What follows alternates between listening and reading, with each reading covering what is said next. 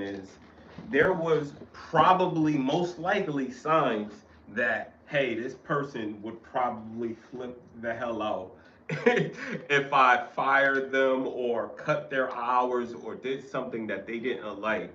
But like you said, they do work, they do this, they do that, and they made it past the interview.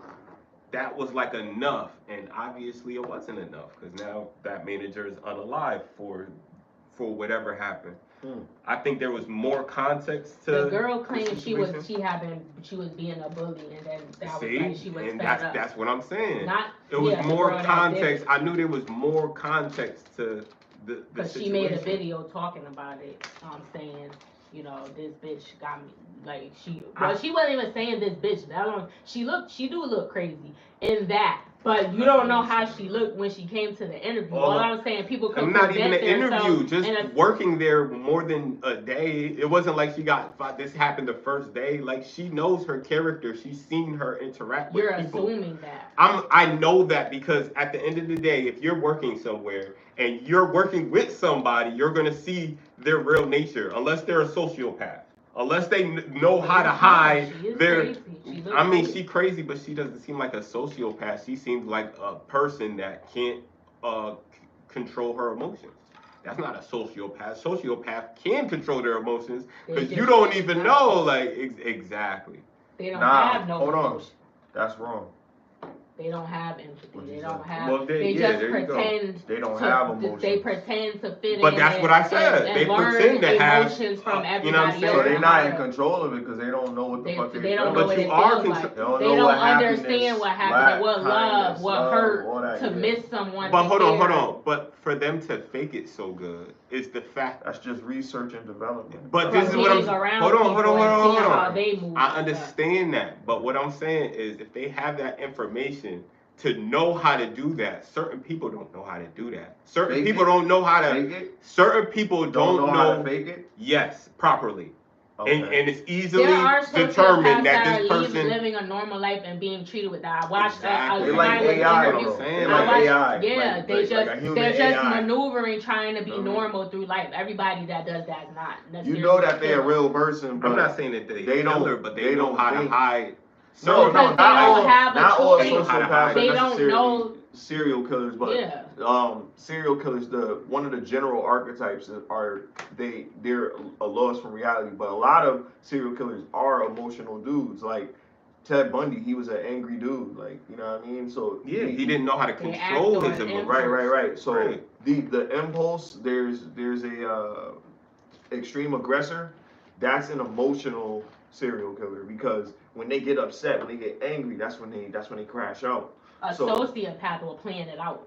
They'll Right. They can contain themselves, and then they be like, I'm gonna get you later. They can be patient.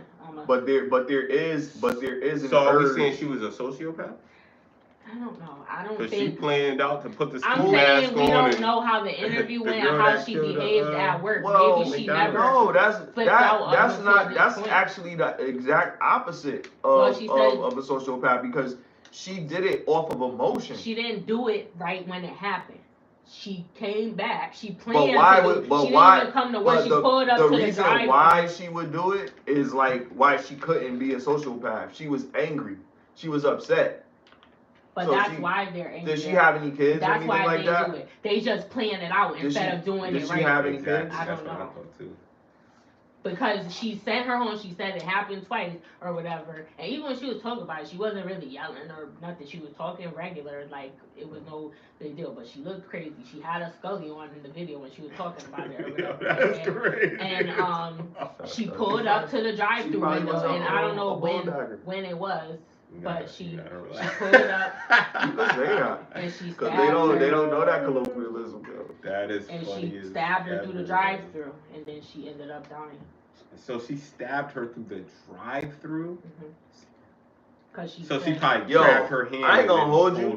Stabbing somebody is personal as hell. Yeah, it's not like shooting somebody and moving out of the way or being able to shoot somebody from we already even a foot distance. We already know that they had beef because she said she was getting bullied by this particular manager. That's what she said. That's what she said allegedly. Other people would speak out. I need more context. I mean, you know, they can't other hear from people. that why because they she probably died. did. They probably and her did kids was like, she was a beautiful. She was an amazing woman. She didn't deserve it. The kids were saying they were crying. I feel bad for the kids. The lady that got killed got 6 kids. Oh damn, 6. And one of them did an and then if you know this woman has 6 kids, the thing is crazy. They said they met her workers and stuff, and she was like she treated them good. That's what her daughter was saying, but that's crazy. We don't know. You don't know, cause it could have seemed like they treated them good, but some people are really assholes, man. Like low key, like.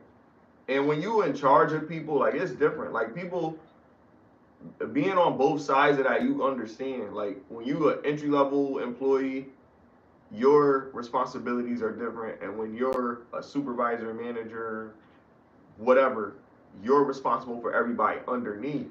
So it's like it's whole different, and you gotta carry yourself different. You can't do the same shit that they be doing. You can't you definitely not gonna get away with that shit. They gotta respect you. And you gotta know what the fuck you talking about. Some people don't be knowing what they fucking talking about. You know what I mean? So you gotta deal with that. What are you here for? I don't even need you. Because if I can't give you an answer, then I'll redirect you to somebody that can. Yeah, at least do that. It's okay to say if you don't know. Don't lie and tell me some bullshit. A lot of times what I'll do is I'll tell somebody, no, I don't have that answer, but I believe it's this, but stand by, and I'll find out for you. And usually I get back to them within the hour. Right. You know what I mean? But usually I know certain things, but if I even have like a little sliver of doubt, then I'll be like, nah, let me find out. Because we dealing with people money and shit, so I don't be wanting to fuck up. You gotta behave. And that's what the girl that was defending it was saying. She's a manager, and she was like, I'm respectful to the people under me. I don't care about where you come from, whatever. If you do your job, I still treat you like a human, and you know. And that's all it's supposed to be. It's supposed to, everybody's supposed to respect everybody. This is the trenches that these people is in. If you're in McDonald's, fast food in general, if you're waiting tables, you're doing like stuff like that, you got to deal with people's attitudes, and you know what I mean. And you can't crash out. Stress of like. You can't crash out, and then you don't. 100%, you don't need the added stress. It's always a fight in a fast food restaurant. But that's what I'm saying, and it's usually orchestrated by the management. Like for real, like once you think about it, like there's a lot of people that crash out because they have to deal with the customers and the management. And that's, you know, it's real. I remember I was working at Amaranti's, the catering spot by a lighthouse or whatever, and it was this Mexican dude, and he was like in charge or whatever because he knew how to do the whole setup and yada yada yada, but he barely spoke, you know what I mean, English, because he had of course he hired a whole bunch of Mexicans. See. Think about it now. I probably stormed in that motherfucker because I remember when I left, right? He tried to spaz about some dumb shit because I forgot how to, because they're like you have to set the table a certain way, and I forgot to bring out the knives or some dumb shit like that, and he tried to crash out on me. In Spanish, like I didn't know you were calling me maricon and all this shit. I was like, oh, okay. I was like, who the fuck are you talking to? And yeah, I crashed out on him. And I was like, yo, all right. So when I go and tell about all these people that's working here illegally, I was like, I'm not gonna be wrong there. Why he trying to offer me my job back? That's how I know, like, there's probably mad people in that in Amaranti's that, well shit, now it's out. Now it's out. Yeah, I ain't what you mean, you quit after he said that to you? Yeah, hell yeah. I just did. I was like, man, fuck this nigga. Yeah, I never had, there were supervisors at my job that were rude to other people, and I just tried to avoid them. If I could talk to another supervisor if I need help, but then I know, if you say certain shit to me, I'm gonna curse you out. I'm probably not gonna put my hands on you unless I feel threatened or I feel the need to, but if you talking to me crazy, and you, like, the people that call in, I let it slide or whatever, because but even sometime with them, I'd be like, listen, you gotta relax. Because I'm trying to help you. Like, you can't be, but if I try to avoid those people. If I can go to someone else for help, there's other supervisors, someone, I go to them. Right. Like, and I might greet them and say good morning or stuff like that, but I don't talk to them because I don't. That's why it sucks when you only have one person to, you know what I mean, talk to, and that one person is an asshole. It's like, damn, like there's only one person I could go to. Or that one person like always busy.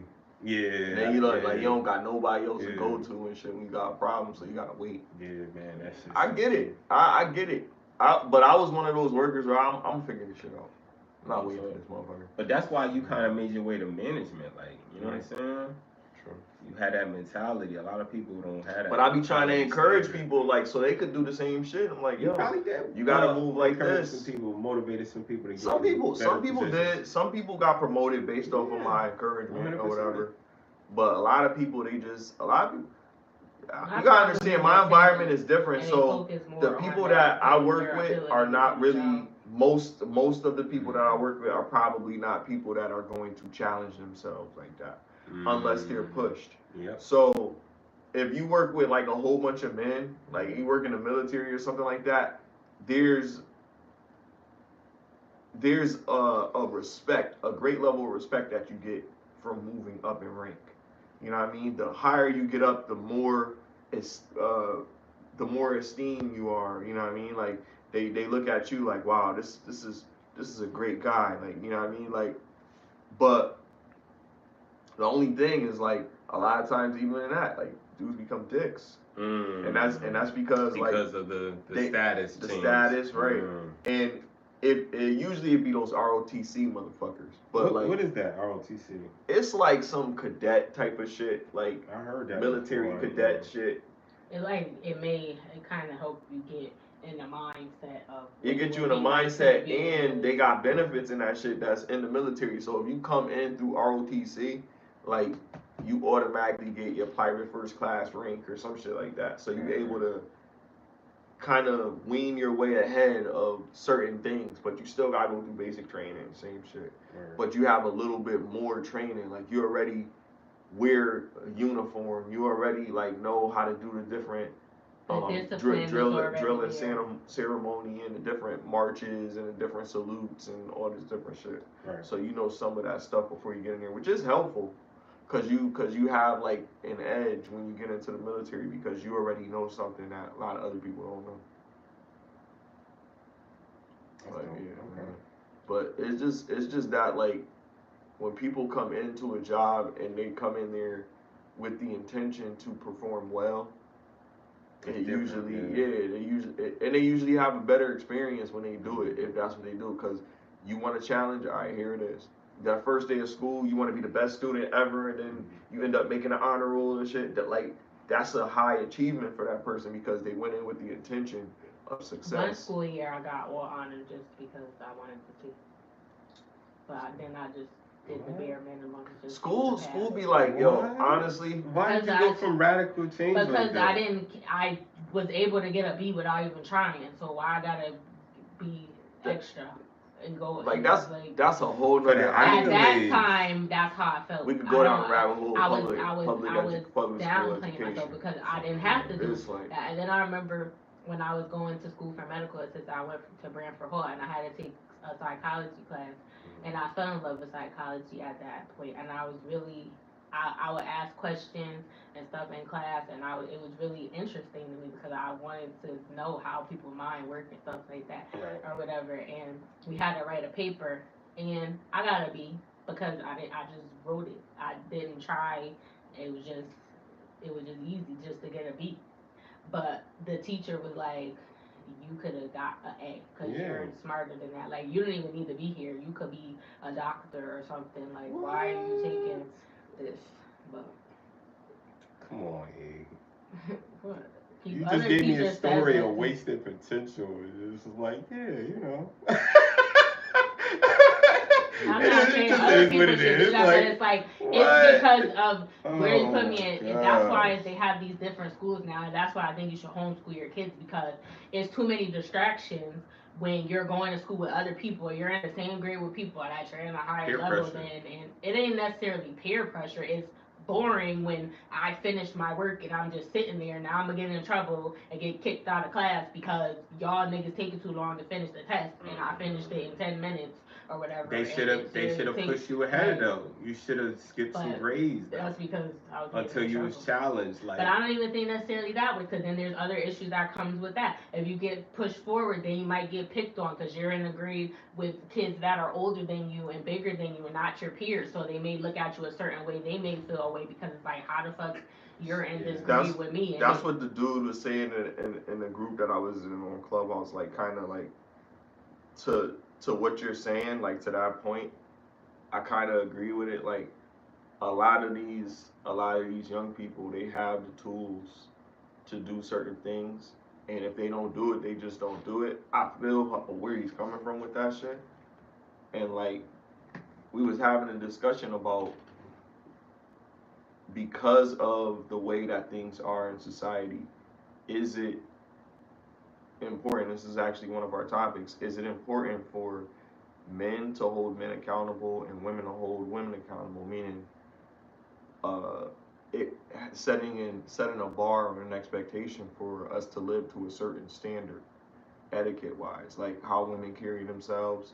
If you see a young lady, doing something that's not right, don't be afraid to speak up. And some of these young ladies, I've heard that they may or may not be receptive to it.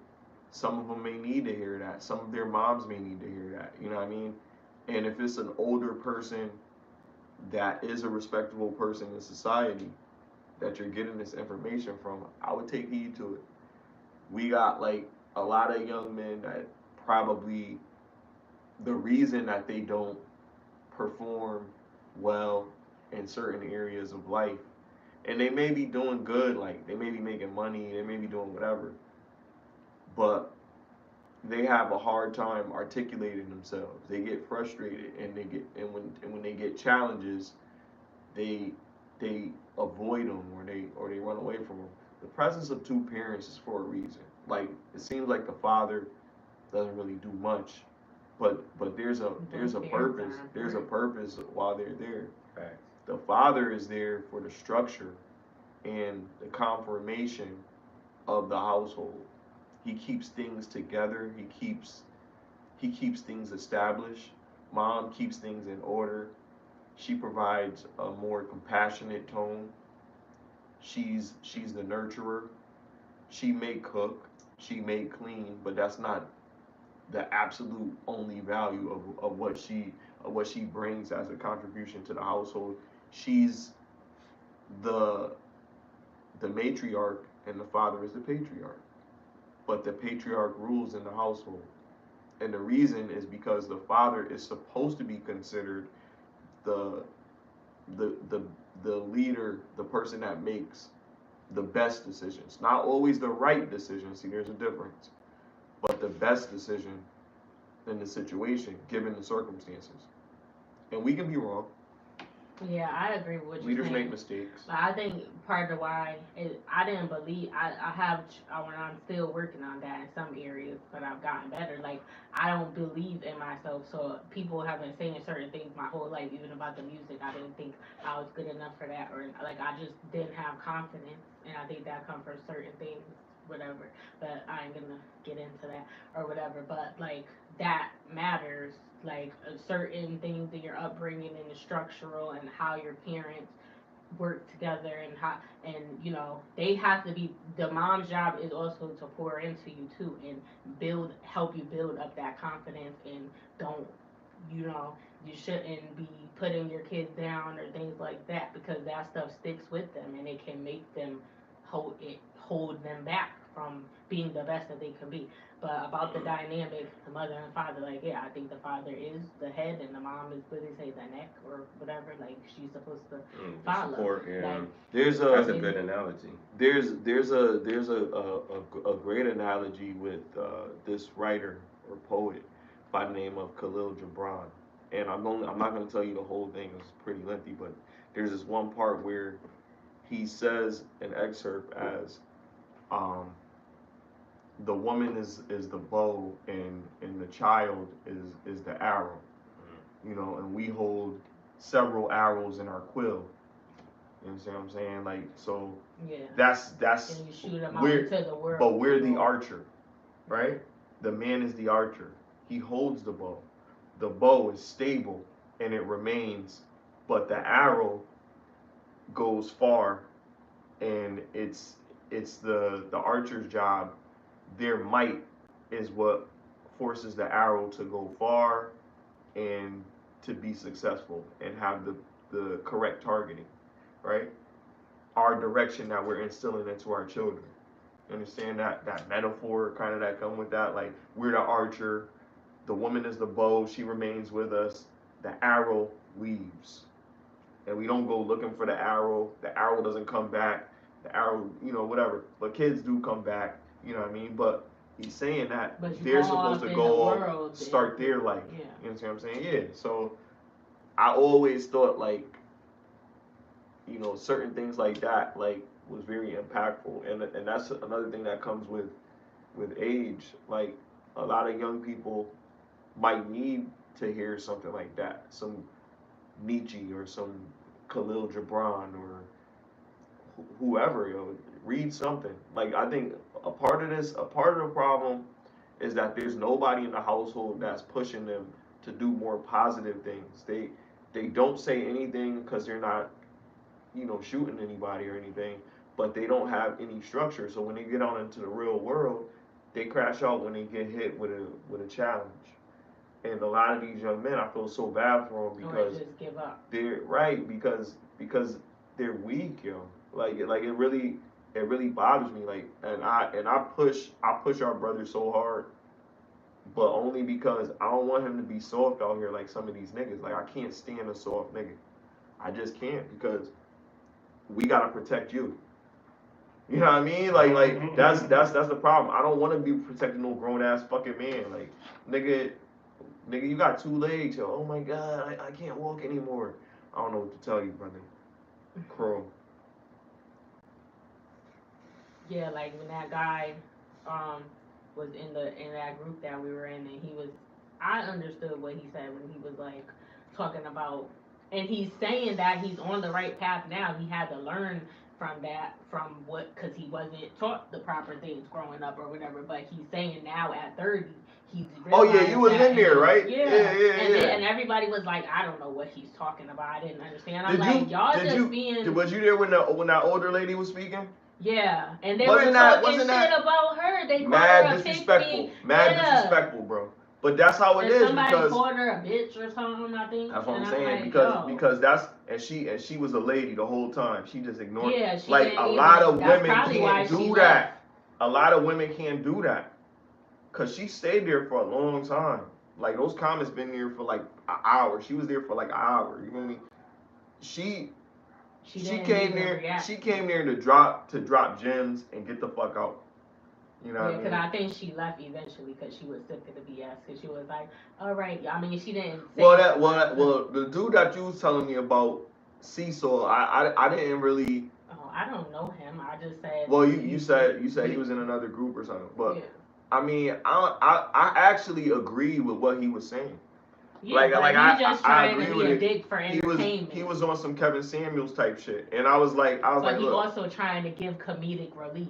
Like, he don't want to just. I guess, but the young man wasn't ready for that, because a lot of these young men can't take tough teaching or constructive criticism, like the military. It's not for every man. I really see, like, a lot of dudes couldn't do boot camp because it's not, a lot of niggas can't take orders, but it's just not that. It's what they gonna do, like how they gonna push you. Like, some niggas is gonna be in your face, another man is gonna be in your face, gonna be yelling at you and looking you straight in the face, saying the most disrespectful, you know what I mean? And you gotta sit there and eat it. And some dudes is 250, 6'3". Some dudes is 300, 6'5". You feel me? It don't fucking matter your size. These niggas is trained killers. Like, I don't think people understand like how how ill a drill sergeant is. Like, them niggas is ill, bro. They run like 5 miles a week or some shit. Like, these niggas is ridiculous, yo. No, but what I think it was at a pace, not like, you know, no slow shit. Like they probably finished that shit in like fucking 5 minutes or some shit. Sound like David Goggins. A lot of times when they do be like he's a military nigga. A lot of time when people have a talking point, then people take it. Well, he was talking about himself in some aspects, but he wasn't saying I'm using it as an excuse, because he's saying he realized what he needed to do, and now he's doing what he got to do. He realized he had to let shit go and move on, even though he wasn't taught that in the beginning. But he's saying that is a hint. He was just explaining that that is something that men, especially in our community, was saying, go through. But 30, he was like, I don't care. 30 is a because he was making excuses. Like, all right, look. He wasn't, because he's saying no. Listen. This is what I'm saying. This is what I'm saying. For a man, this is what men need to understand, and women. That's why they didn't really want the women to intervene, because men gotta hear it just like this from other men. Honestly, and niggas can take it how they want. They don't care about your feelings like that. Like, it's really about what you gonna do now. All right, this happened. The milk spilled. What are you going to do? You're not gonna cry, right? You gonna fucking do what you gotta do. So making excuses for, you know, let's just say he got to whatever he had to do when he was 20 years old. All right, nigga, making excuses for 10 more years is crazy. No, but he wasn't even saying that. He's saying, I don't care. He's like, I'm not, like how you said, it's your job. You feel like it's your job to be. He's not even trying to teach nobody. He's like, I don't give a fuck what you do, because if I tell you to do something, you might do the opposite anyway. So that's not my job to tell you what to do. That's what Seesaw was saying. And fuck your feelings. I agree with that. I only disagree. I only disagree with that, but I agree. Well, I don't disagree with that in totality. I disagree with it to the extent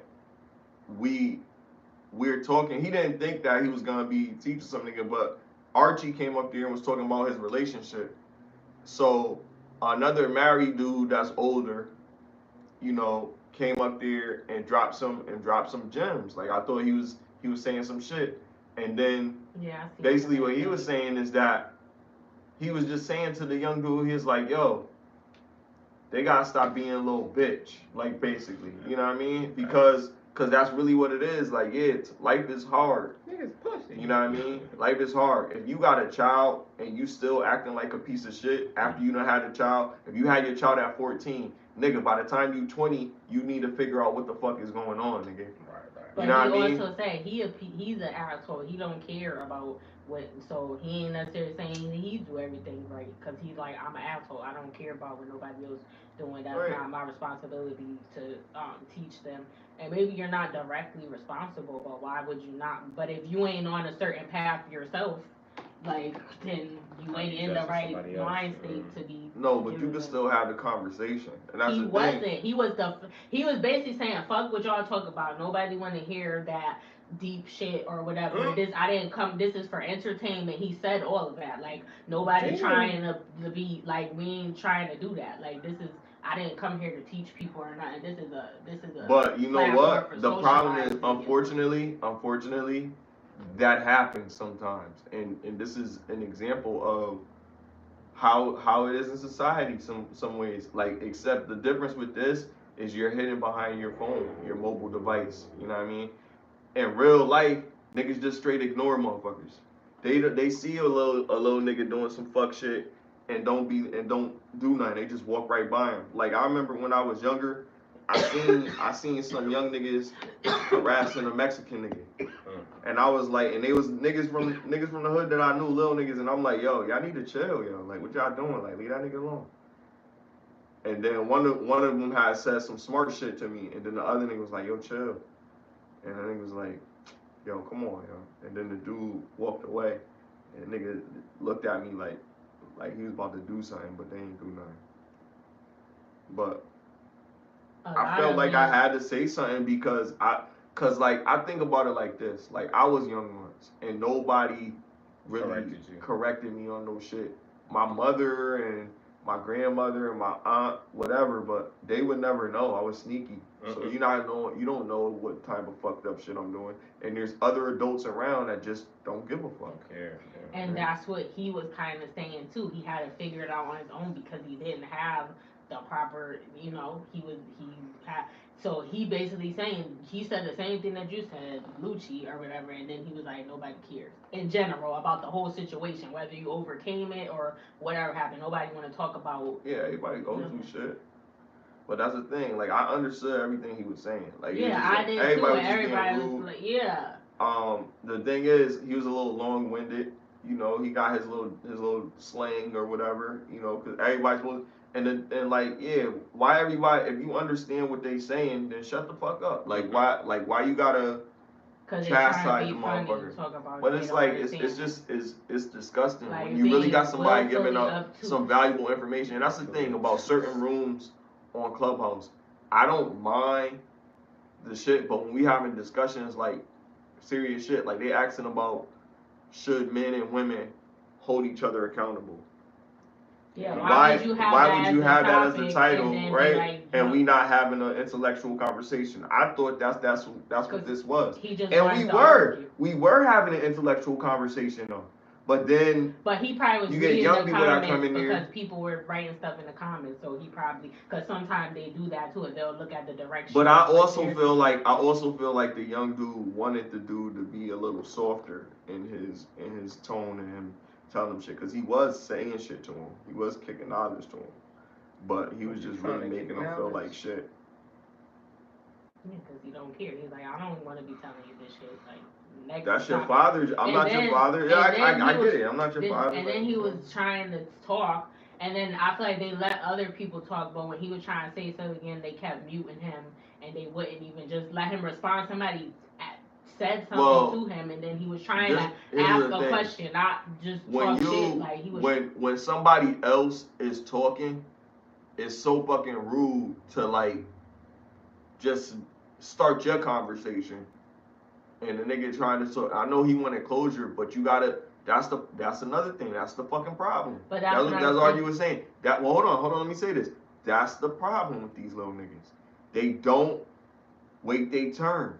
They impatient because they got whatever issues, and they feel like it's gotta go their way, or nigga. Sometimes men don't always get what they want, and we accept that shit. But when you act like a fucking little kid or a little girl, it make you look crazy when you're around a whole bunch of older people. So that's why it's like it's good for them to be like, yo, you see how I was muted? Like, yeah, the whole time I seen everybody talking, I wanted to get my word in. But I had to wait because everybody it was a back and forth. And you can't hear when we all on the same shit. So you can't hear when 3 people are talking at the same time, you cannot hear. 2 people talking at the same time, you cannot hear. Unless somebody being loud as fuck and the other person not really loud, or they got the phone like all up on their fucking mouth and shit. But you can't hear nobody. So it has to be one mic, and that's the thing. Like, I understand that because I was on the Clubhouse when it like first started type shit. But I just got back on the app like a few months ago, and it's like it's more fuckery because it's not what it was before. Like, everybody was on lockdown. Motherfuckers couldn't go nowhere and shit like that. So Clubhouse was your only outlet, really. You know what I mean? So motherfuckers would go up there and create rooms and shit. But it was packed because everybody had time to be on their phone and be talking to people. And you talk to people in New Zealand and Somalia and all these different places. So you got people from all over the world on one platform just talking to people, and you can hear their voice. They got their Instagrams linked up there. They got a lot of upgrades since I've been up there. So it's a little bit better than when I was up there before. But now, because of the access, you don't know who you getting up there before. If somebody did some wild shit, their account would get taken off of the shit, and they couldn't use the platform. So it was no way for you to. So they still kick people off, and the person that added you is also accountable. So their account gets kicked off too. That's how it was when I first started. So if I invite you, if you fuck up, then I get fucking a slander or some shit, or they take me off. Yeah, I don't know if the other person gets taken off, but remember that girl that was in our group said she made a new account because they kicked her off.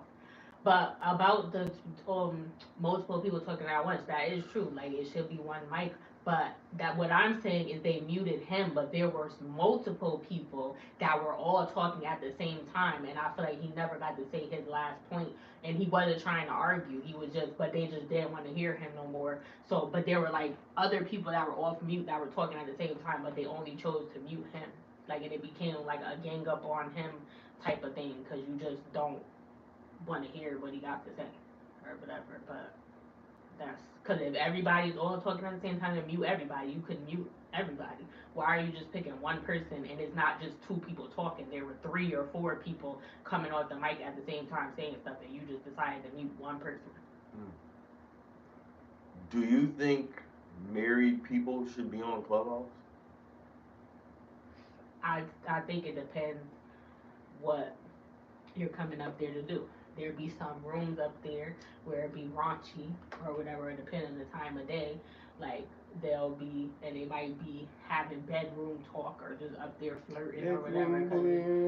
You know, so if you're doing that and you're married, unless y'all have an open relationship or where that type of thing is okay, not necessarily saying you're gonna meet up with the people, but I think certain things are not appropriate when you're in a marriage. If it's a monogamous relationship, you're not polyamorous, you don't do that, then you should present yourself in a certain way. So you shouldn't be online, especially for a woman.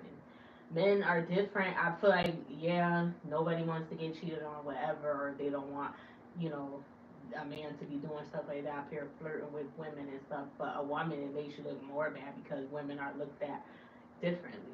Like you're gonna be looked at like a hoe, even if you ain't actually engaging in physical contact with another person because you're a woman. You're supposed to behave a certain way. That's not very classy to be online flirting with multiple other men when you have a husband.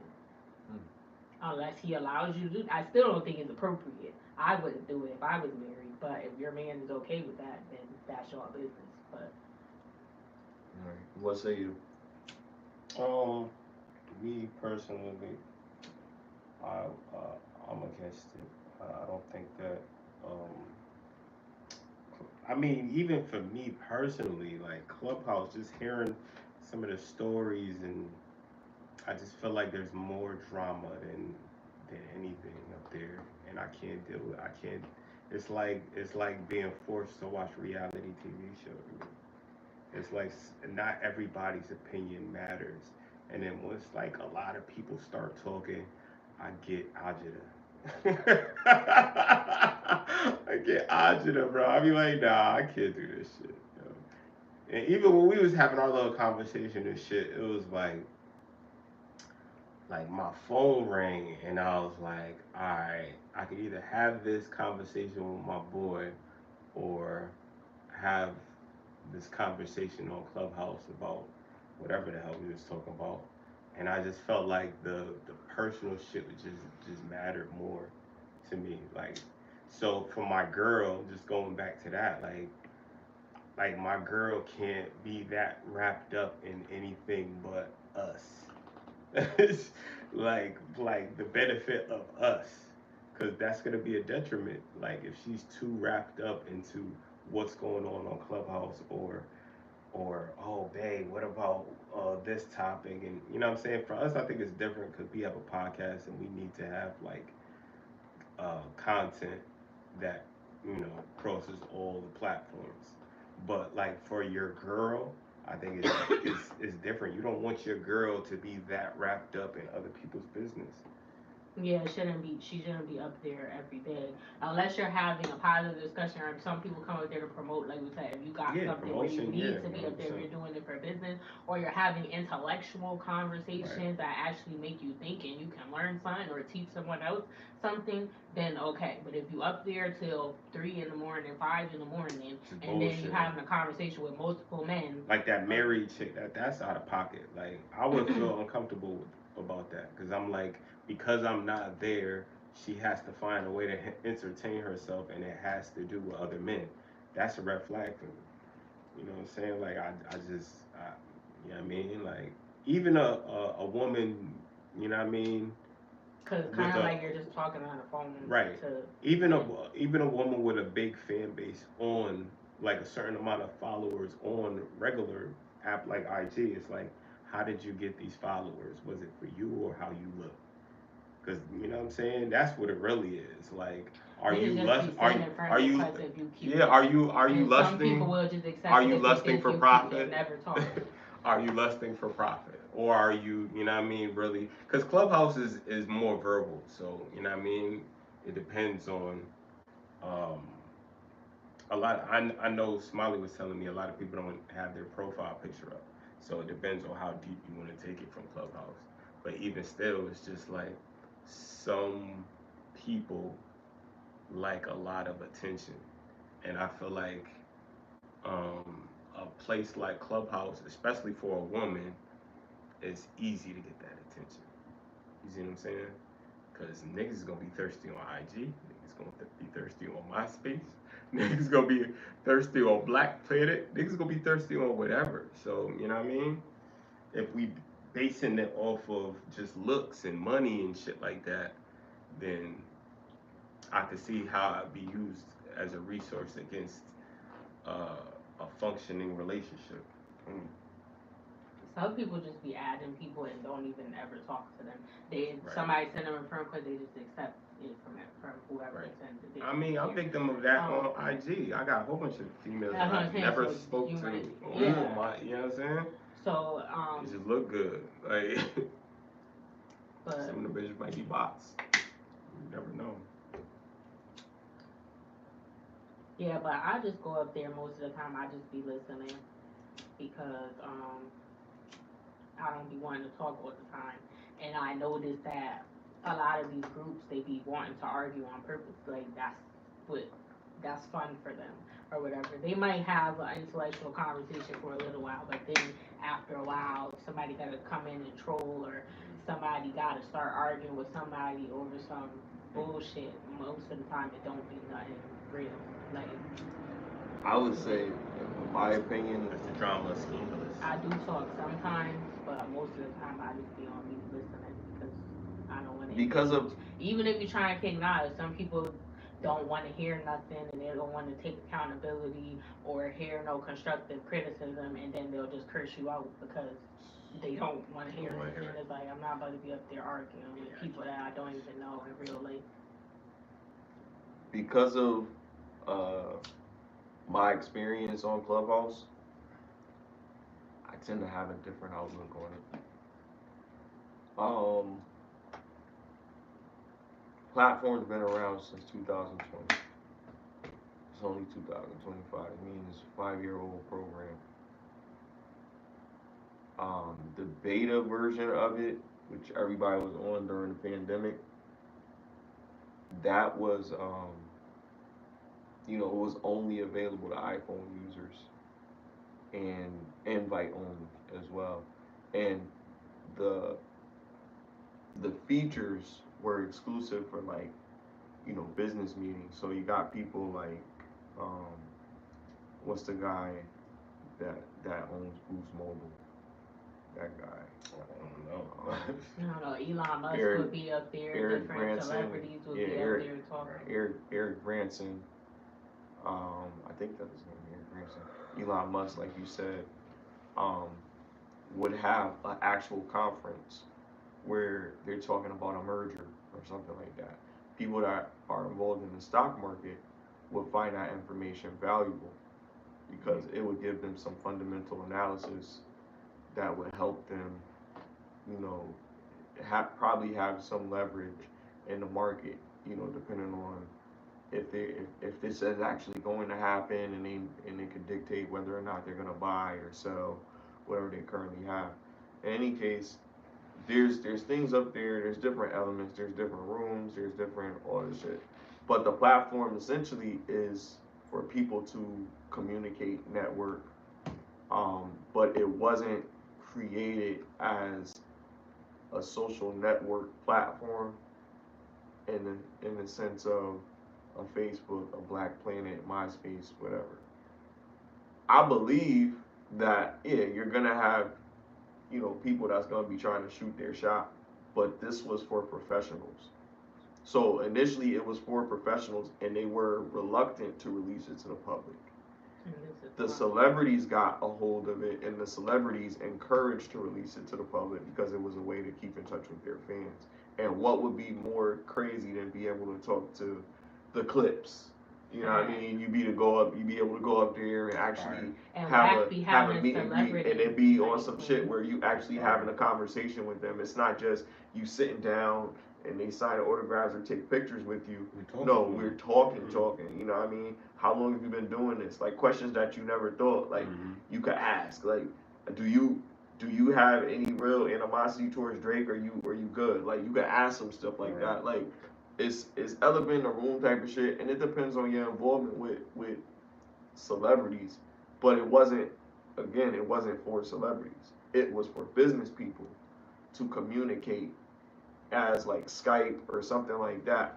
So that's what it was initially created for, and they expanded it, and it became more of them trying to understand. They had different meetings and shit like that when you first get up there, where they talk about what can you do for this app.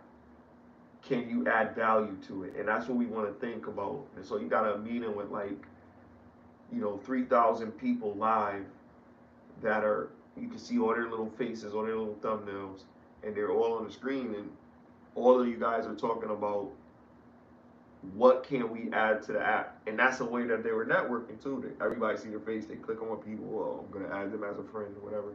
You don't know what the fuck they do, but you just see the rooms that this person goes into. So you can kind of see, oh, this is what they into. But if you go to my shit, you can see that there's like fucking...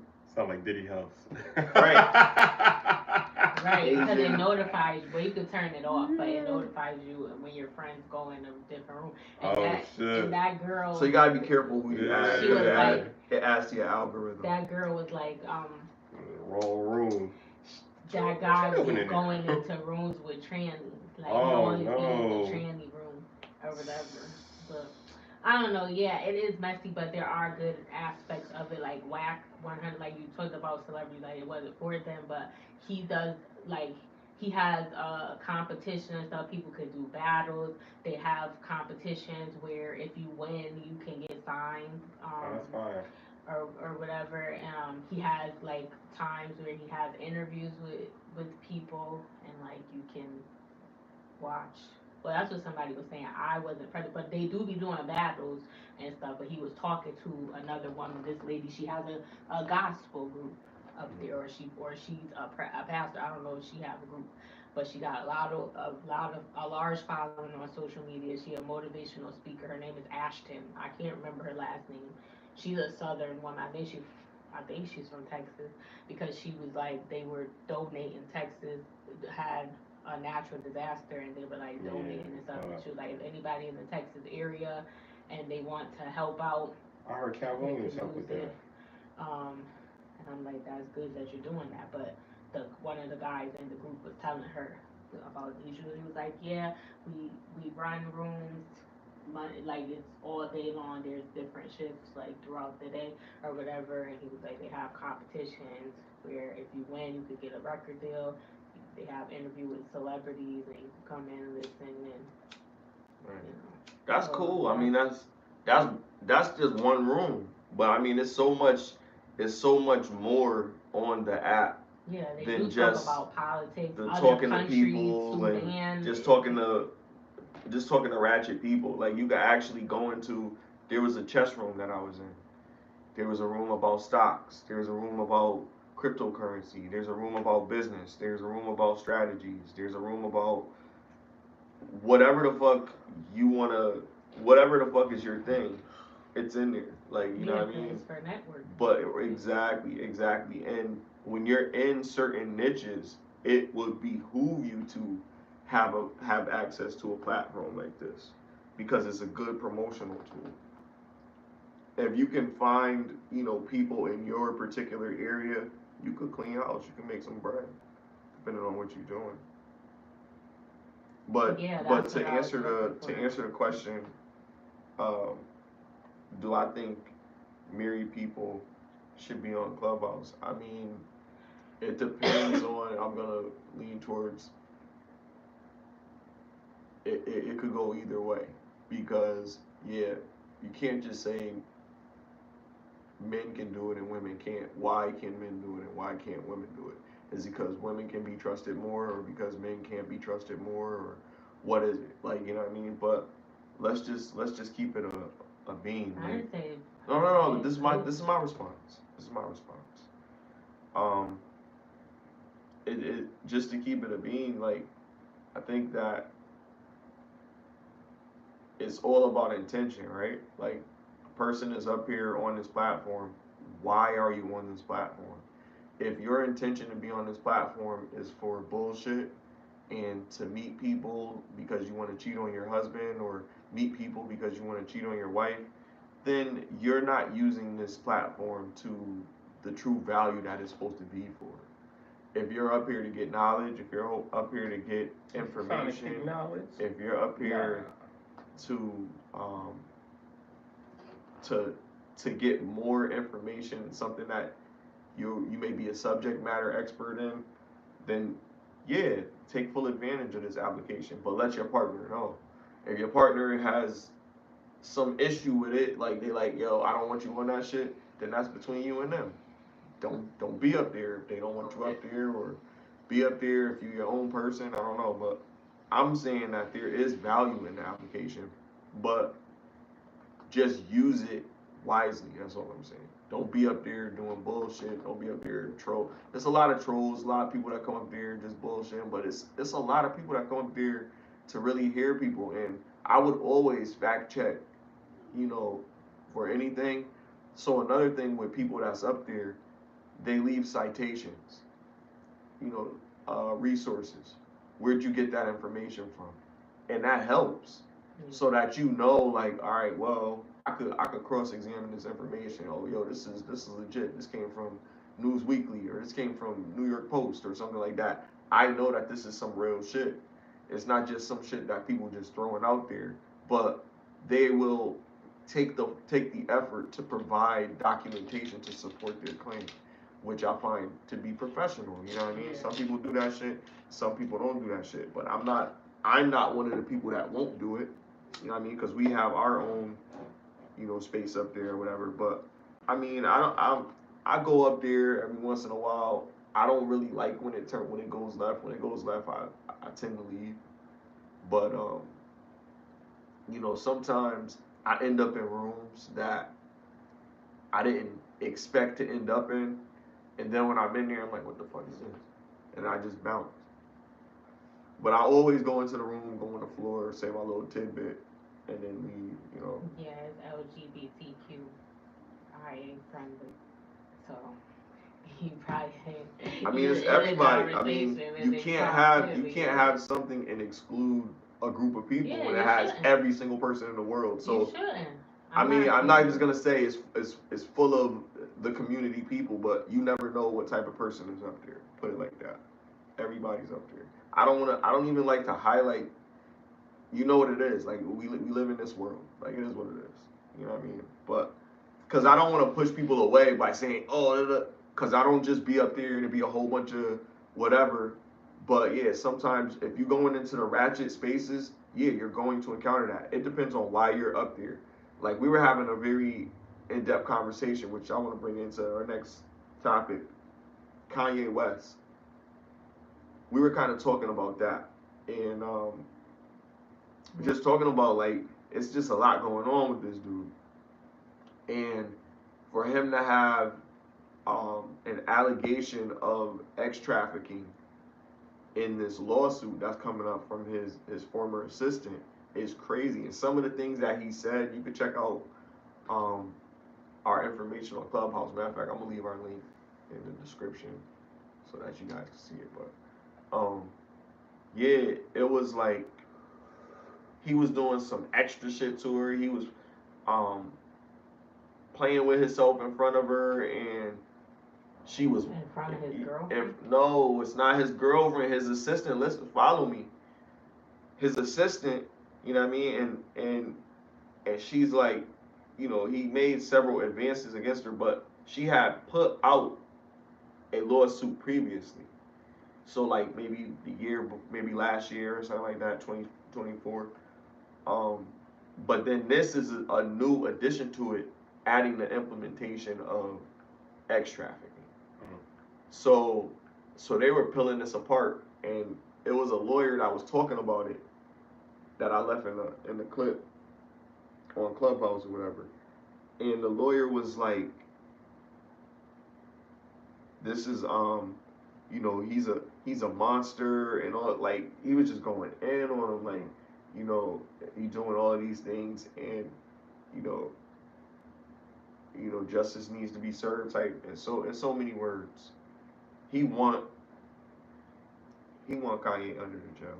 I mean, you gotta think, man. Kanye got a lot of enemies, and he got a lot of powerful enemies. And now that he was so proud to support Diddy in that case, when everybody else was like, nope, I'm not touching this with a 10-foot pole.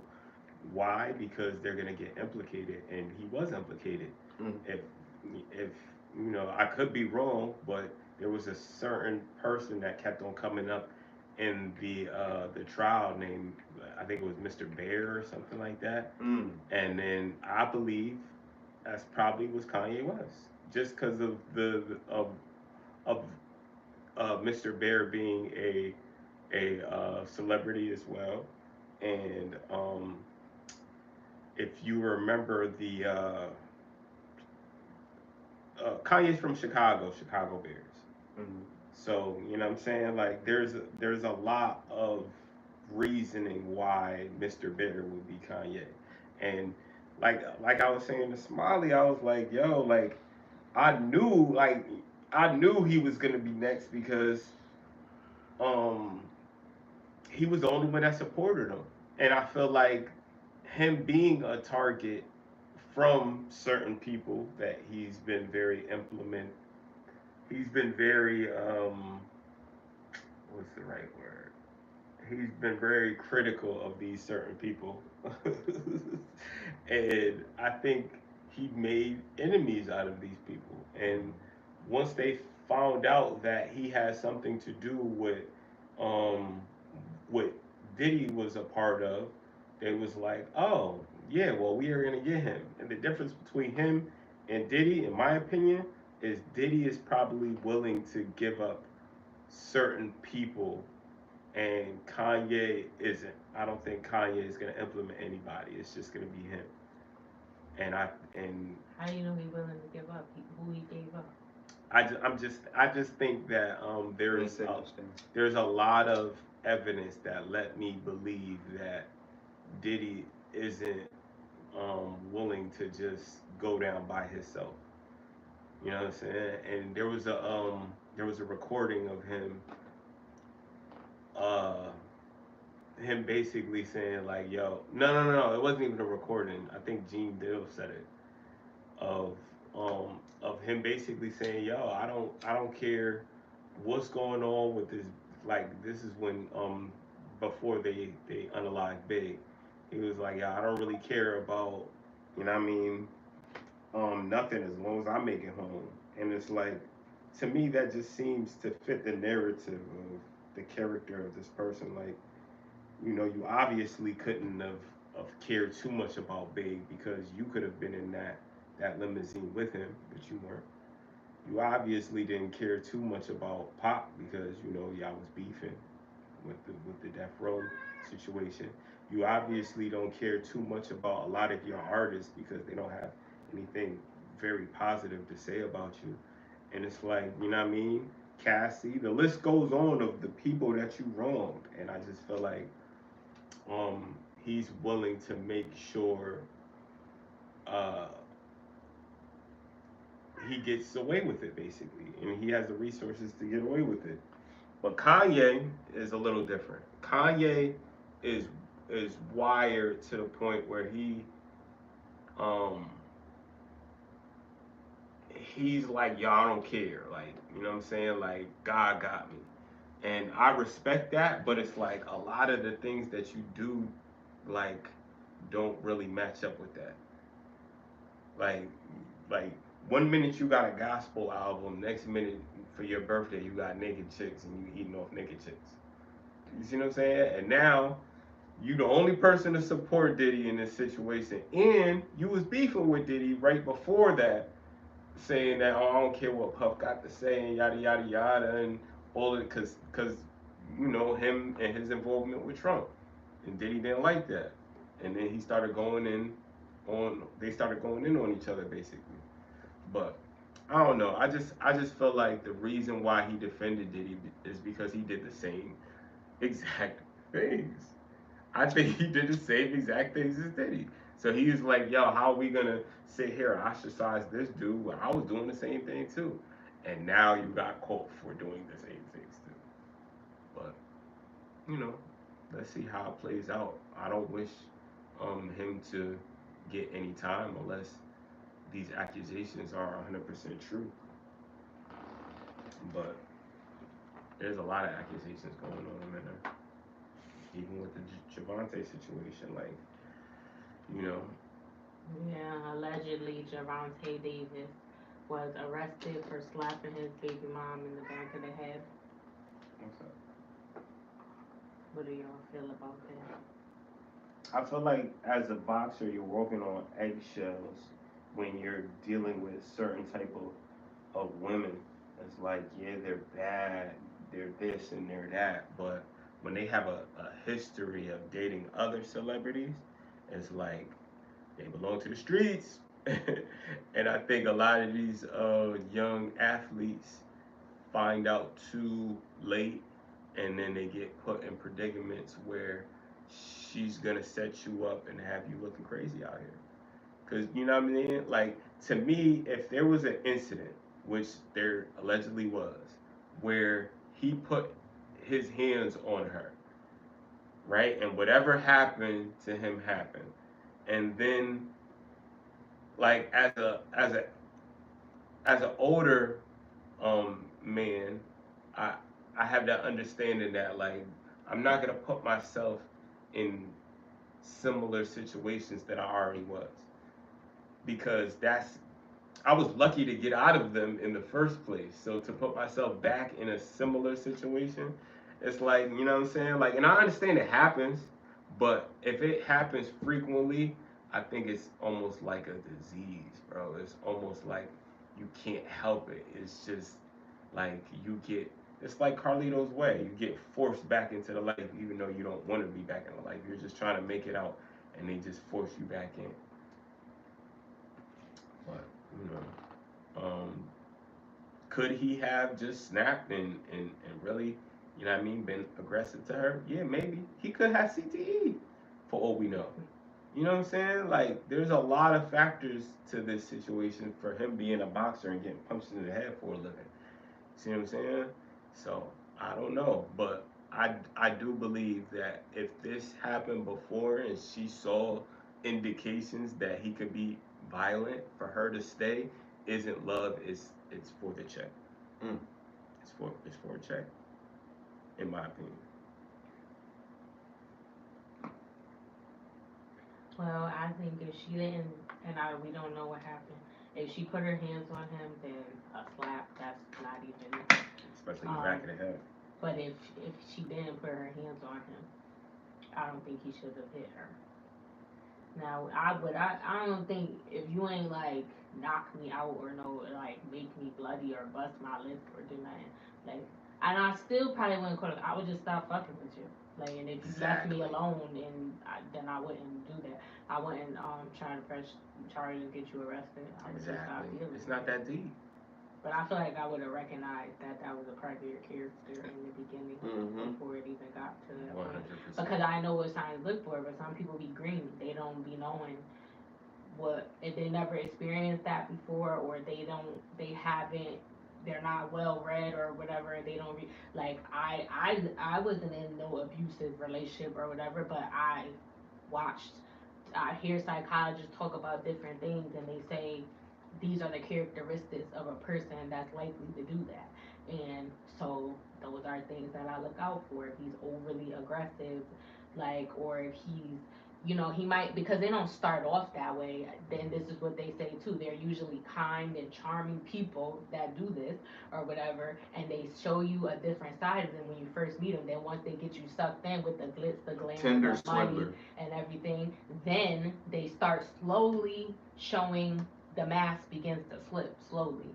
Like they'll do little things like they might curse you out for no reason or whatever, and you ain't even do nothing for real, and then you like, what do you talk about? And be like, bitch, shut the fuck up or whatever, and you ain't even, they just flip out on you, or they might put you out the car while you're driving. You didn't do anything crazy to, you might, they just feel like putting you out the car, or y'all got into an argument, but it wasn't to that extent. Like you weren't disrespecting them, you were just voicing your opinion in a respectful way, and they're like, bitch, I don't care what you're talking about, get out the car.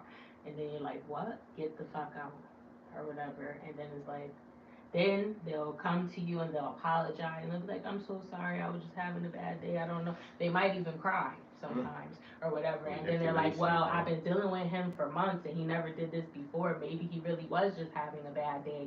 And that's when the manipulation begins, because they did all this to reel you back in, and you never did it before. So they're like, okay, I'm gonna give you another chance, right? Because people make mistakes, right? That so chance could kill you. Yeah, exactly. You shouldn't, yeah. But I think that's the mentality that these women have when it starts out, and then when they do try to leave, sometimes it's too late, or now he not letting you go or whatever. He might come after you, send somebody to go get you or whatever, and it's like you should have never dealt with him in the first place. You should have, if you knew those signs. But if you didn't and you were never exposed to that type of thing, or you didn't know what to look for, then it's like, that's why only certain women will fall for that and end up dealing with that type of situation. Because they're green and they know the type of woman to pick.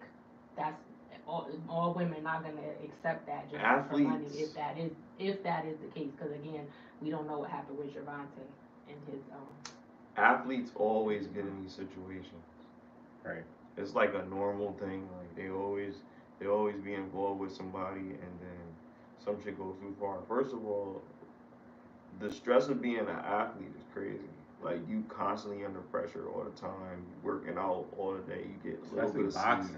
You running, you training, you doing all this, and then you come home. You only want peace. Like any person can understand that.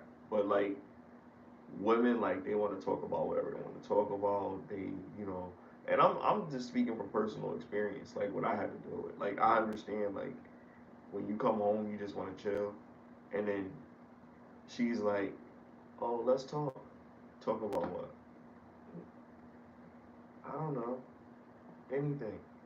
Like that How you gonna say hurts that? me, You bro. ain't got nothing to talk about. Cause like, yo, I just wanna chill. I just wanna chill. Women like, that just wanna hear you I just speak. worked out. I just ran 2 miles. I just did whatever I had to do. Now I gotta come home and I gotta talk about anything.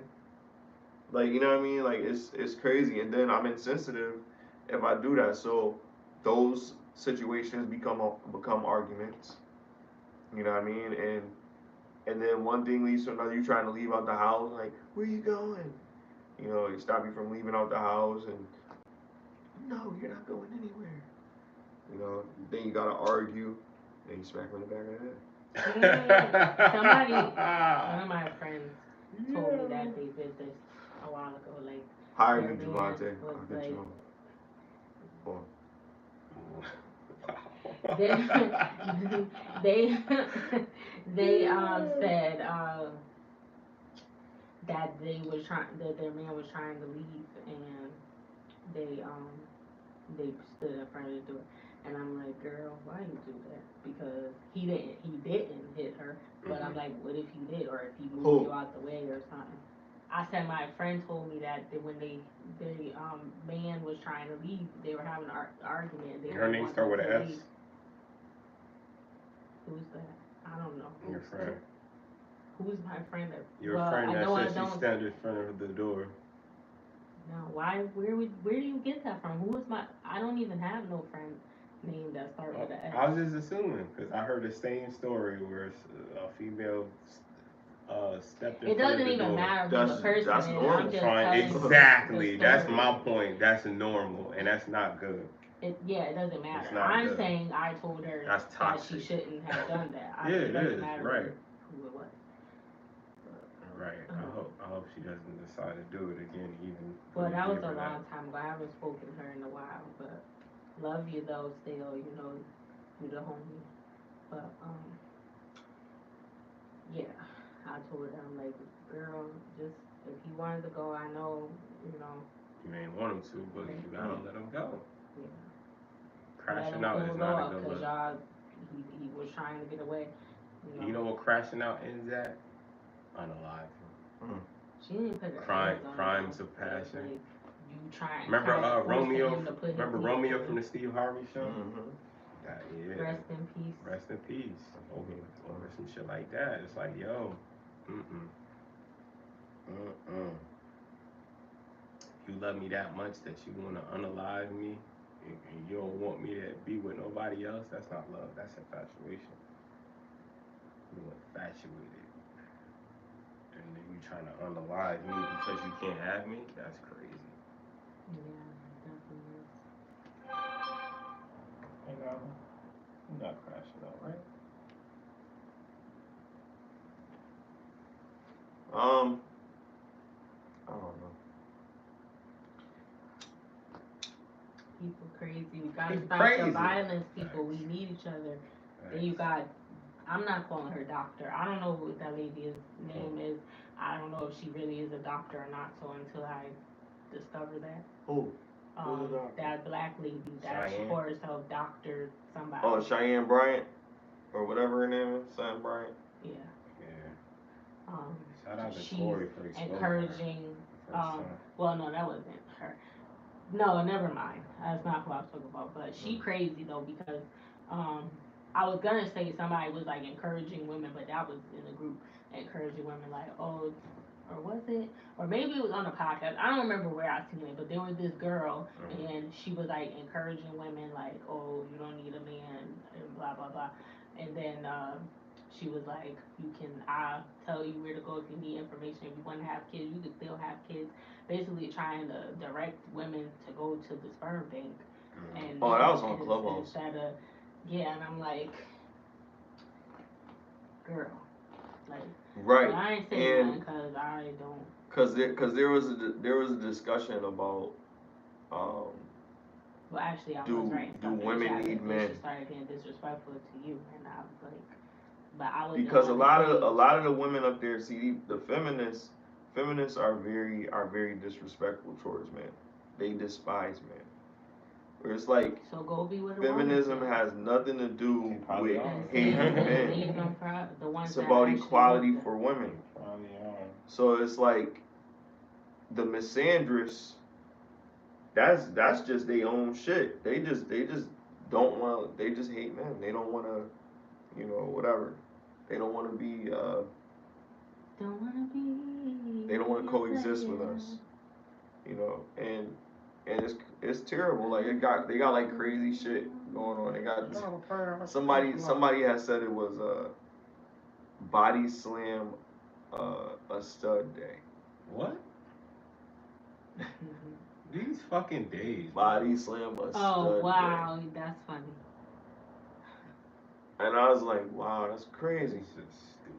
And all the studs came out speaking on it. No, of course not. They were all coming out speaking on it, and it was like, that's just giving these men an excuse. But it was a gag. It was a joke. I don't think they were serious about it. Getting pregnant. Yeah, remember the stuff on the skit? Oh, that shit real. Yo, there was actually a court case where this dude was supposed to be getting a lesbian couple pregnant, and the other girl got pregnant by another dude, but they did it the old-fashioned way, and he was doing it with both of them. Whoever got pregnant first. On that court show. Yeah. And come to find out, she let her ex-husband hit it, and that's who the father was. So she had a father by a new dude and her ex-husband. I mean, a baby. Crazy. And he thought only one person thought that they were the Yeah. father. But she wasn't even with him. She had a girlfriend. Like. Yep. I thought you wanted this. You know how they be doing. I thought you wanted this. I be seeing it in the movies. Oh, because the other girl was supposed to be the one. I don't know. Right? It was only supposed to be one, and then she got. He was pregnant trying too. both of them, and then one of them dead. Oh. And That's just a mess. it is. It's very messy. Nobody cares about a man's mental health. I'm sorry. Nope. I got it. They should. They're humans. They're not robots. I Look say at this Kanye all the West, time. yeah. Like, people care. Nobody People cares should about mental care. health. I mean, but they don't, and it's a shame that we're living in a world like this. We need each other.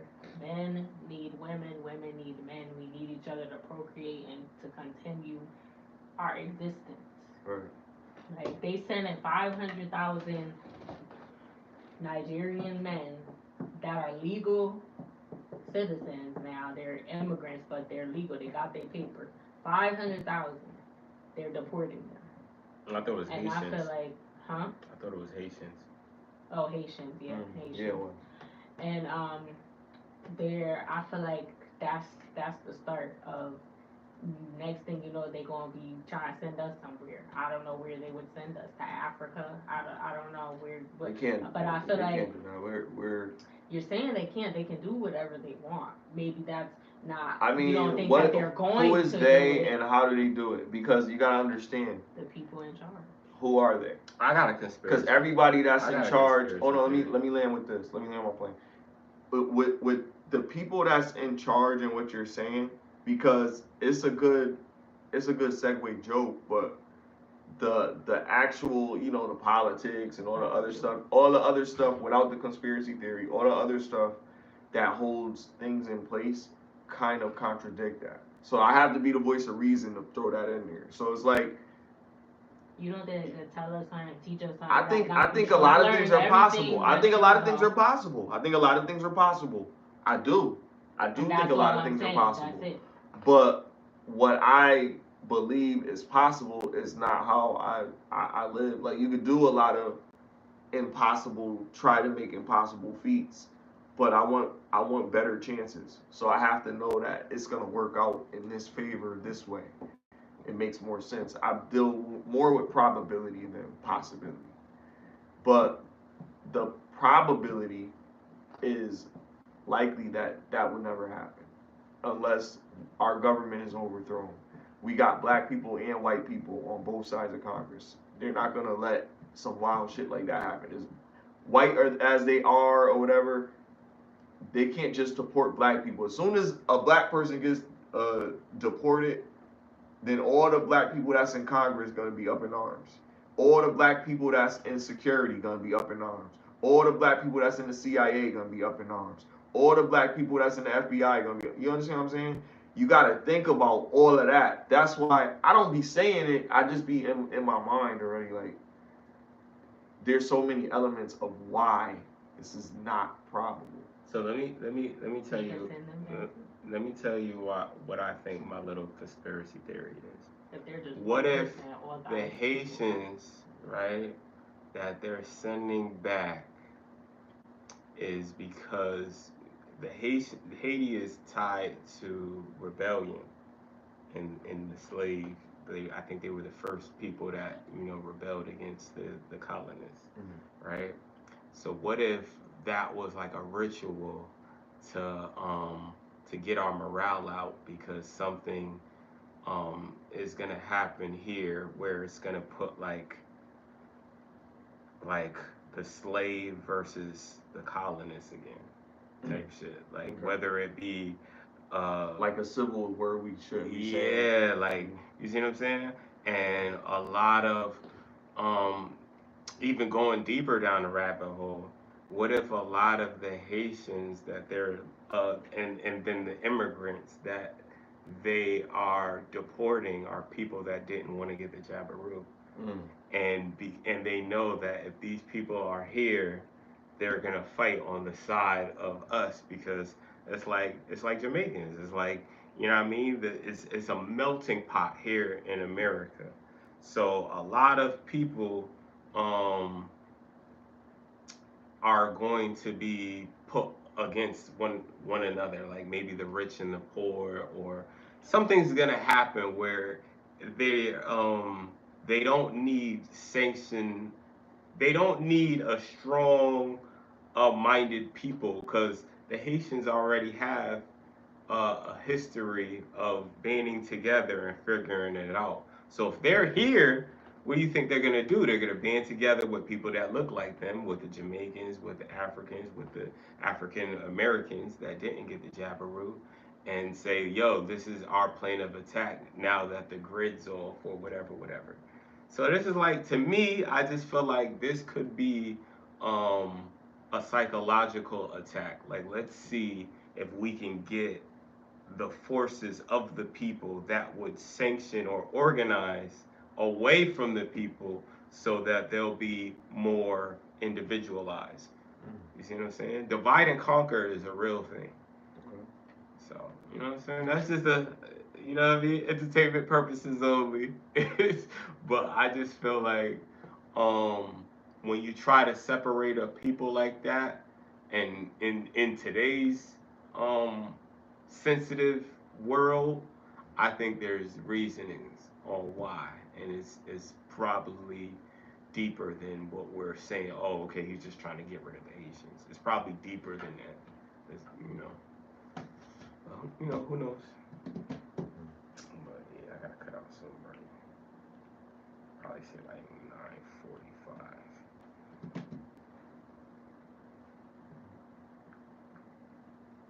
Yeah, I just think it's crazy because why are you sending them back if they're They already got the paperwork in They are trying to separate it because we're still all considered black. Like if you look at us, because we're in America, we have different facial features to distinguish us, but your color of your skin is black. That's a term adopted in America that to identify us. They don't call nobody else by a color. Except, so if you look at, you're just gonna say they're black, but I don't know. It's getting spooky. There's people out here doing crazy stuff, and like, I don't know. It's feeling like the end of times.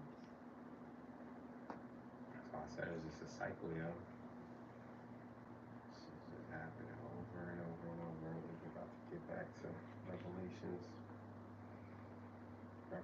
to Genesis. I'm gonna look at a song. Speaking of songs, what do you guys think about the well, finally, before we talk about why you pump fake like that, dog? I was ready to talk about that. Drake just released a diss.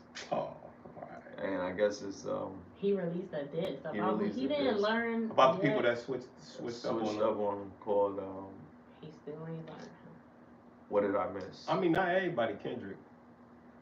I mean, it was a good track. I ain't gonna hold you. It was a good track. He can make a good song, but it's just like it's giving like, yo, you dwelling, bro. Like, move on, bro.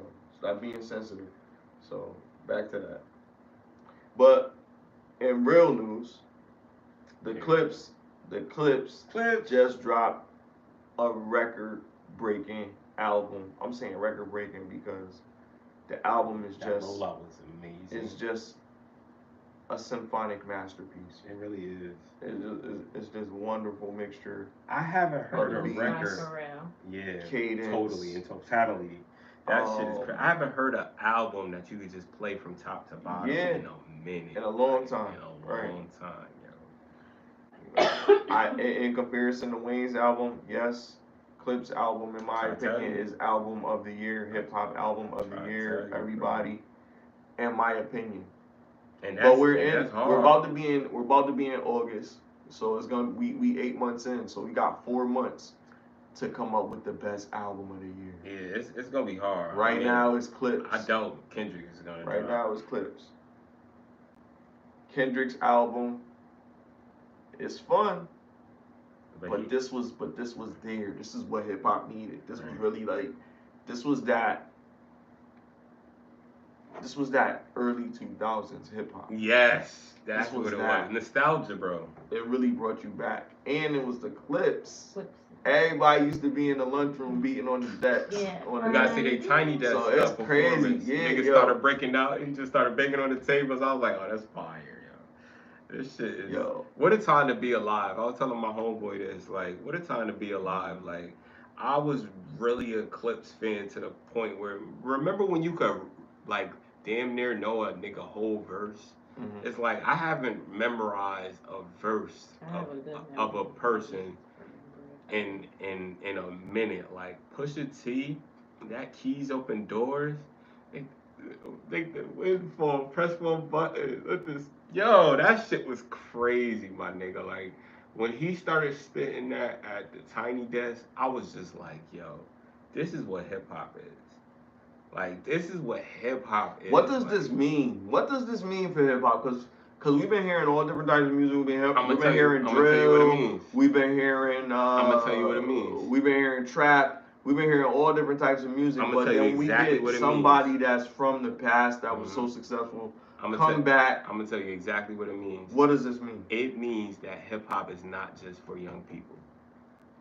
That's what it means. Okay. It means hip hop is not just for the younger demographic. You see what I'm saying? And that's what's gonna keep it going. The young have their say, the old have their say, and it mixes together and makes beautiful music. It doesn't matter. Like, you see what I'm saying? That's the best of both worlds, when two worlds can come together and make fire music. You see what I'm saying? That's what it's about. It's not about, oh, you too old to rap. It's not about, oh, you too young, you don't know nothing, you stupid. Nah, it's about the two helping each other be greater, you know what I mean, going forward. Because now the YNs is going to be way smarter if you listen in the Clips. if you're a fan of... They don't like them because they make them think. I mean, but that's the problem. You need to think. Yeah, now, because the success of this album, I do believe a lot of, like me personally, I'm going to play this in my car a lot. My daughter is gonna have to hear this, and I'd rather her hear songs like the song with him and John Legend, Legend, when they was talking about their parents being deceased recently. I'd rather my daughter hear that than WAP. You see what I'm saying? And when she grow up, she's gonna remember those songs like, yo, this is hip hop to her, because that's what she was raised to, and that's what I think our job as the OGs, we're supposed to do for the younger generation. We're supposed to let them know, like, hey, no disrespect to, Jim Jones, because I know he's on his Pro Bowl run, but we're supposed to let him know, like, hey, this is Nas. This is why Nas was so dope. You see all of this that he's rapping? He was 16. He was 16 when he came out with, you know what I'm saying? He said he was dope. No. I'm just saying, a lot of the kids don't care, and the reason why they don't care is because they don't have the guidance to care, right? A lot of the reasons why we gravitate to the certain music is because we just figure it out on our own. But how many times has a homie or somebody put you on just some new music and they're like, yo, this is dope. You see what I'm saying? And then you become a fan. I think we're supposed to do that as the OGs. We're supposed to put the youngsters on to what we think good music and why. You see what I'm saying? And then their standards are gonna go up. You feel me? But if everybody's standards is just subjugated to their own shit, then we can't grow like that. And we're not, because they're not gonna, like I just talked about, when every era has their own shit that they fuck with. You know what I mean? So you gonna have your own type of style on it, because when things are created, like we want them to evolve. Like, I'm not so disappointed in music. I'm disappointed in the direction of the message. Like our music had more substance to it. Like even if you come out with a WAP, like there was more to it. It would have been more intricate. It was just like just a chant to just say you got wet ass pussy. It was just like it's a lot of stripper music. It's It was a lot assassinated. of objectifying music. Mm-hmm. You know what I mean? So it's a lot of that. But one thing I do appreciate with the era of the music that I grew up listening to is that it was composition that we really could agree. Like these was like the best beat makers, and they would make beats that just I don't know the sound. You could just relax every single time. Like it was some stuff I would just play and drive all over the city just listening to it. Right. It was just really that good. But I want to do something before we end. I want to do a quick movie review. Take your kids to go see Superman. I know it's a lot of nerds that's out there. Oh, I heard that like, was good. I heard it was that's good. saying that it wasn't that good. The You reviews said it was alright. probably. Usually that don't mean. Well, that's a big thing for something from DC. I'm not a DC fan, so all right is like excellent. But anyway, it was worth seeing. Colorful. I heard Crypto was in it. Crypto was in it. That's crazy. Mr. Terrific, look him up. He's one of powerful those. as hell, yeah. He's not necessarily powerful. He's very intelligent. Oh, he's intelligent. So he's got like all these like gadgets or whatever, and like he controls like check it out. You know, it's a dope movie. The only thing that I would say is like everything was so quick. So just like you know, you go to Six Flags, everybody can't wait to get on the Superman ride. Right. You get on it, it's exciting that first drop, and then it's over. Right. Feel me? Quick. That's really how this movie was. It was like, everything was like, it was about an hour and 45 minutes, maybe close to 2 hours. It didn't make 2. I don't know. It seemed like everything was very quick. They don't make stuff long. Like even songs. Yeah. They songs used to have 3 verses. Now they barely got 2 because half of it they be making sounds or saying the same thing over and over. It's attention span. It's attention span. I truly believe because it's just like you see it in the kids. Their attention span is quick as fuck. Even their cartoons that they like watching. If you see the jokes and like as an adult, I can't get it because it's just too stupid. Like it's just quick, like quick cracks. You see what I'm saying? Like this shit, it don't have nothing that make it marinate. Like no jokes that you could be like, oh okay, like you know what I mean. If you don't get it the first time, you're not gonna get it. You see what I'm saying? I don't like that shit. Like these cartoons be stupid. These dumb as shit. Feel like your brain about to ooze out your ears. It's brain rot. It is, and we know it is. We know it is. But these kids love that shit. If I have kids, they gonna watch the cartoons that I watch, like Hey Arnold and yeah, I be trying to put Greenland to Rugrats. that, but she is not feeling that shit. She like Rugrats though. She do look like Rugrats. She watched a couple episodes of Rugrats. She like Rugrats. There was some good ass cartoons when I was a kid. Rocket Power. And I'm starting to understand why they made Ash from Pokemon, and he's still young. Pokemon was a good cartoon. Yeah, because they still come on, and they made Ash even younger. And I'm like, why would they do that? Like they're supposed to make it in the future, but they're like, nah, nigga, the future it's the prequel. Kids. You know they got a new. Sorry. Because you just reminded me. You know they got a new Dexter called Resurrection. Oh yeah, I haven't started watching. It's like 4 episodes in. I'm about to binge it. Oh, I thought you were talking about Dexter's Laboratory. I'm like, and Dexter's Lab. Dexter's my shit. There's been a lot of shit that's been coming out and checking out lately. 28 years later, I watched that. Oh, how was that? Was that better than Superman? What is that? It's a different movie. Superman is superhero movie, action, horror. It's action. I mean, I could still say, I guess we say like, what's the best movie of the year type of thing. I'm not really there yet. I'm still Deadpool versus Deadpool and Wolverine. That's still a movie of the year for me. That was a good movie, yeah. But He did a whole insane. Yeah, that was crazy. There's still other movies that came out, but you overlook them because that movie was so crazy. Talk to Me was good. Talk to Me was good. That's with what was that with the hand thing? Yeah, that was a good one. What is 20 days later? 20 years later. 28 weeks later, and then they made Zombie it 28 years later. Oh, so it's like This is actually what the world is now after all of that shit has happened. So 28 years later. Oh, okay.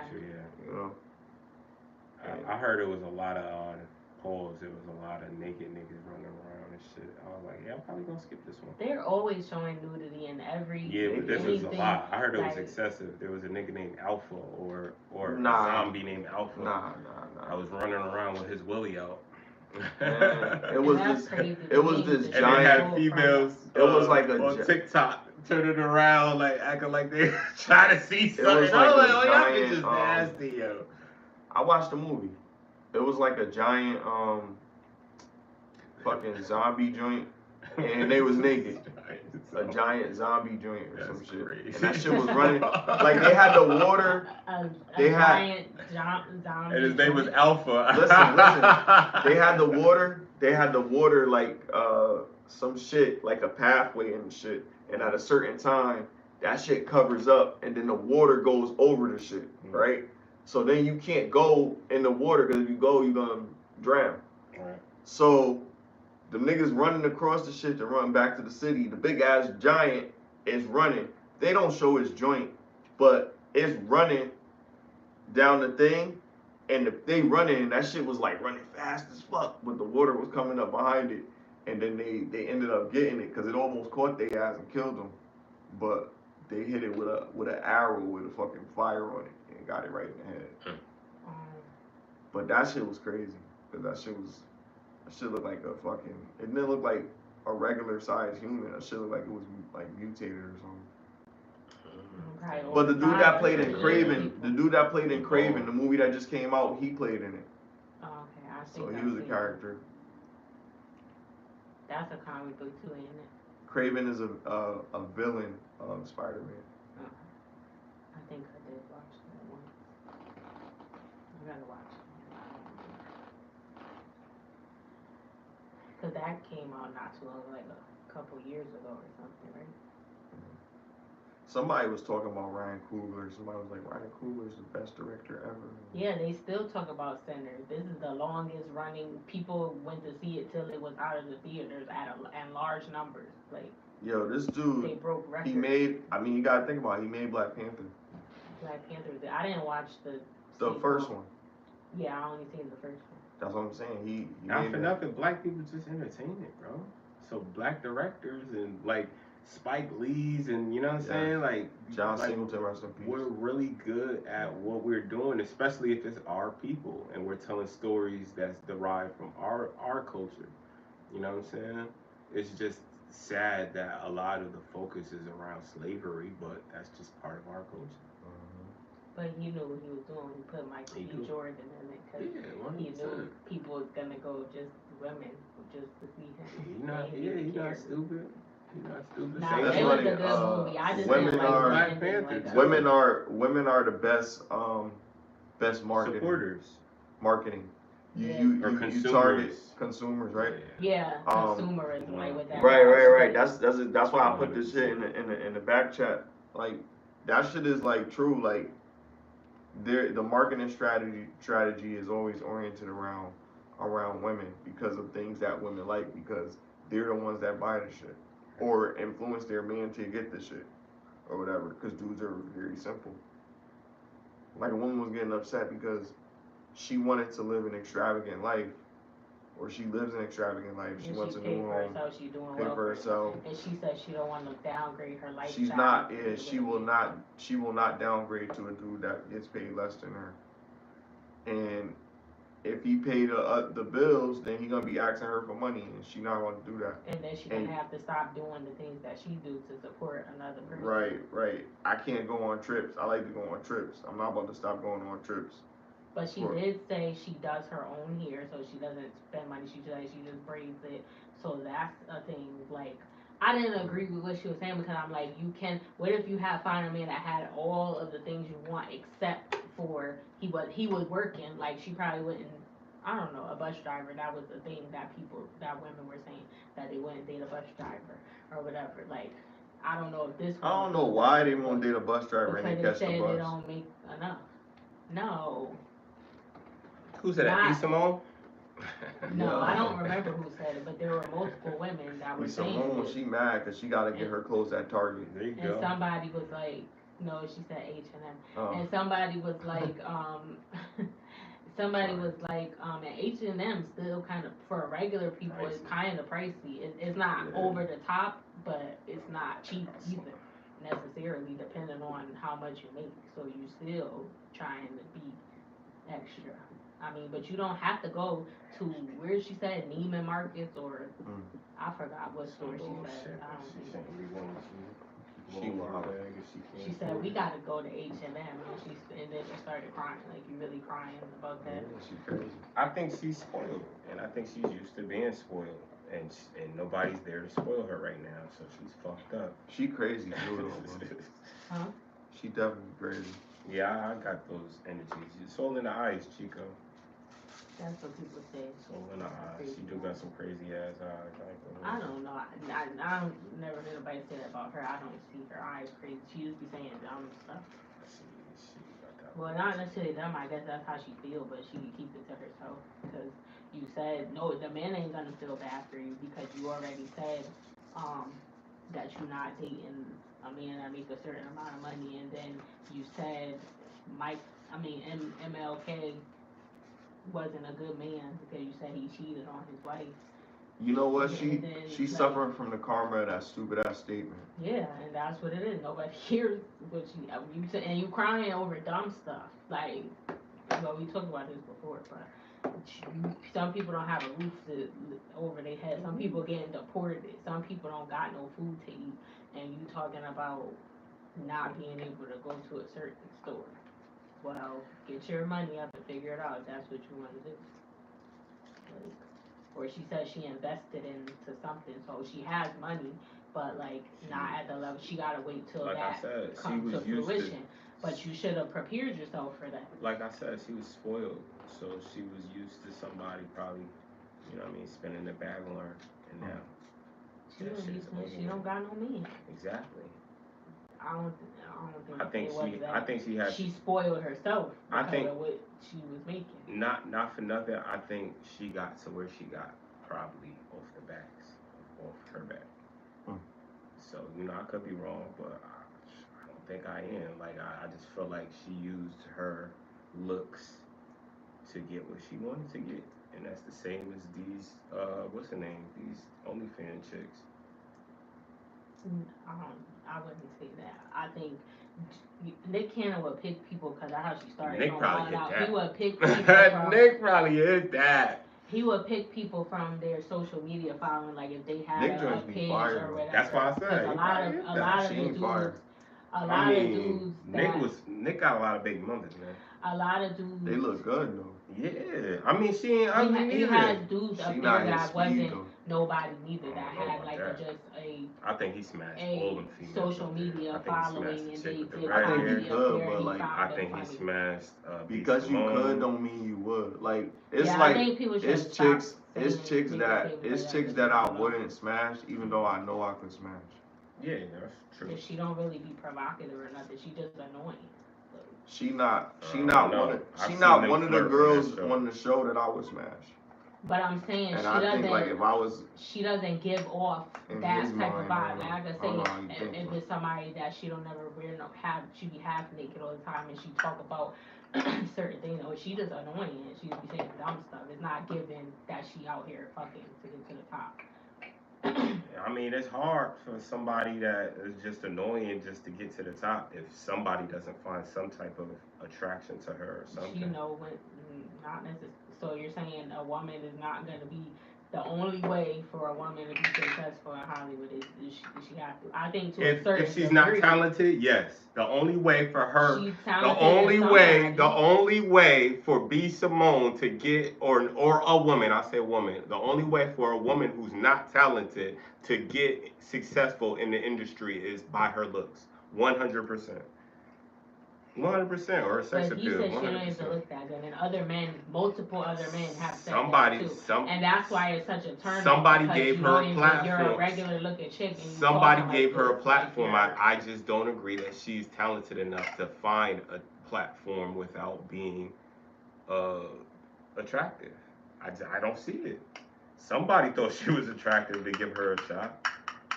I mean, I don't know. He picked people off of there. There were people up there, men too, that had social media following and that were that. I feel like men is different. Yeah, so she's supposed to be a comedian. And she did. That's what I'm saying. Every man up on that show is talented. What's that chick name? Conceited is talented. You don't think Charlie Clips is talented.